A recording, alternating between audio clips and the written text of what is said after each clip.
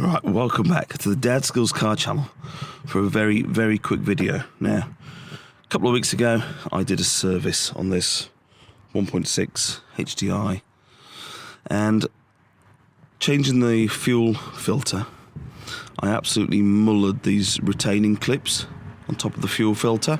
I looked at getting new ones, but you have to buy the whole harness, which is like maybe 40 quid. I don't know what it would be from the dealer. Some of the clip is there, but after looking on a couple of forums, I've got like 10 of these, and these are Ford retaining clips.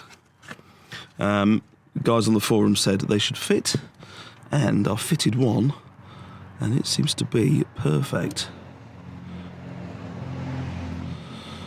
So I'm going to change that one out, and I'll show you the result of that.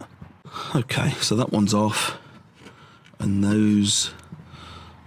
the old ones ended up looking something like that. There's the other one. Totally mullered. I thought I'd knackered it, but this sort of clip, if you can see from the top, one edge is bigger than the other one, and that correlates to, see if I can show you. I'm doing this one-handed, so it's a bit odd, and that correlates to, can you see that? One side is bigger than the other. Took a bit of pushing on, but it's on. Those aren't going anywhere. Cool. Start it up, and hopefully everything should be perfect.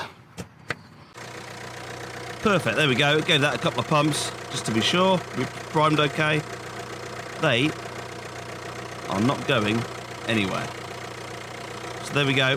If you have that issue, which I know is a common issue, Ford fuel line retaining clips.